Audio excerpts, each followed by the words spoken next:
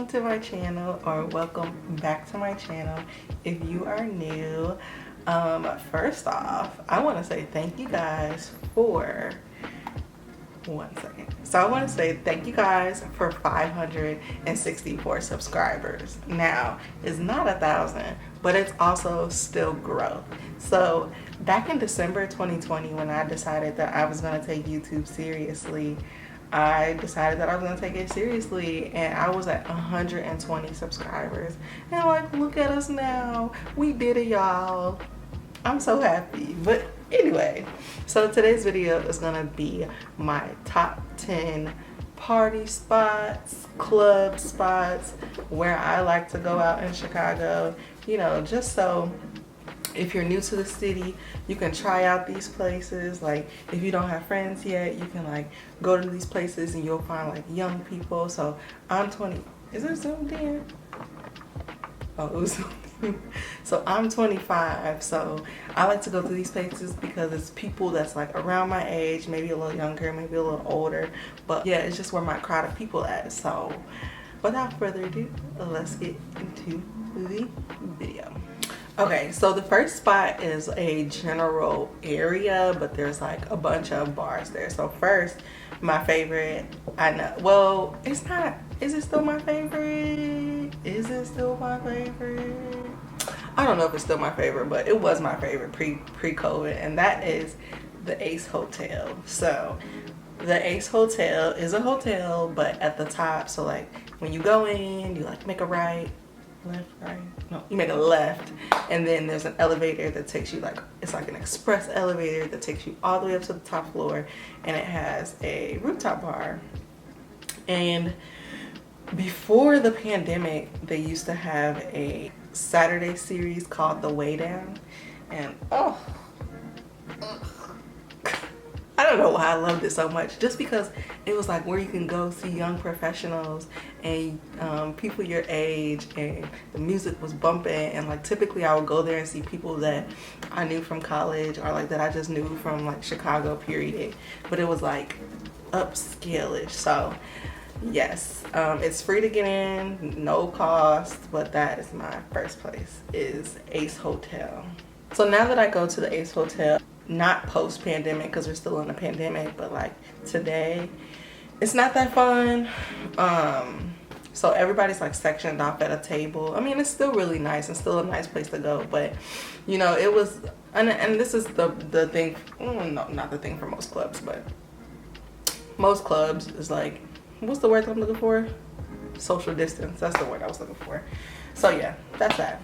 The general area that I'm talking about is the West Loop. So my next favorite place to go, and this is like my newfound favorite place, which I used to go to this place before, but now that I think my sister reintroduced this spot to me, and I love it. So number 2 is Emporium. So there are 2 Emporiums in Chicago. There's one up in Wicker Park, and I don't know if the one in Wicker Park is actually still there, and then there's one in the West Loop. I've been to the one in Wicker Park. It was okay. That's why I was like, don't really like it. But then I've also been to the one in the West Loop, and that music be bumping, music be jumping. It is also free to get into Emporium, but there is a line, and they do have a capacity. I think it's like 250 people. So you want to get there early if you want to experience everything. But in Emporium, there isn't social distancing, so it kind of feels normal in a sense. Emporium's just like a very mixed crowd. So not like just all black people, not just all white people, not all Asian people, not all Mexican people, everybody.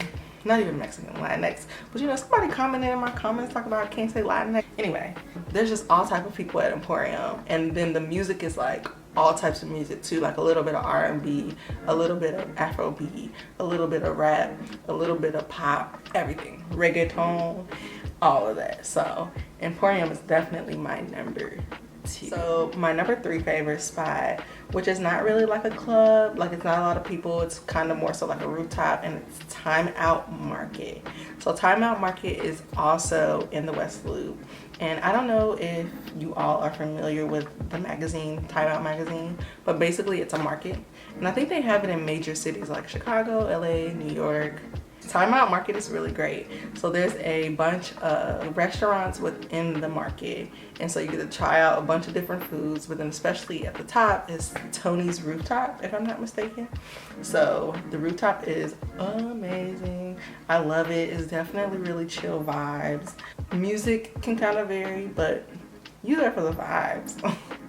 You're there for the vibes. And it's also about who you go with. So yeah. Tony's Rooftop at Time Out Market is also a good place. Like, you get, when you sit outside on the rooftop, you get like kind of a view of the city, and that's like really pretty, especially if you go on like a summer night. That's like really cool. Time Out Market. So next on my list is Blind Barber. And I know that my friends watching this video are gonna be like, girl, why you say Blind Barber? But let me say this. So Blind Barber is very small. It's like probably the size of a like 900 square foot studio, like my apartment basically. So Blind Barber is really small, and it's like in the basement. It's like, okay, so you walk in and there's a barber shop, and then you go to the back and it's like the dance floor. So it's really small, but I enjoyed it because I thought the music was great. I felt like there were a lot of like black people there, but also still very mixed, but a little bit more black people than the other places that I mentioned. But we had a run-in with Blind Barber, so I don't think that I'll ever be going back there. But for what it was worth, it's free to get into. The bouncers are a little difficult, but I enjoyed it. The little time that I spent there, the short about 10-15 minutes I spent inside of Blind Barber, I enjoyed it. So that's why I say Blind Barber. So next up on my list is not really a nightclub, but it's kind of like a place to go and have a good time, which is what I like to do. So this is 80 Proof Shy, but also they have another one called, it is 80 Proof Shy and Fremont. So they're like the same. And I know that my friends or people that are like my associates, they have mixed feelings about this place. I'm going to speak of it pre-pandemic versus like now that restrictions have been lifted. 80 Proof Shy, I really enjoyed it. My first time going was like summer of 2019, and I literally went like 5 times like throughout the whole summer. And so 80 Proof Shy is a brunch spot, but buffet style. And they have so many different types of food, like mac and cheese to like lobster to like bacon, sausage, eggs, potatoes, everything. So they just have a variety of brunch food, like a bottomless mimosa. Same with Fremont.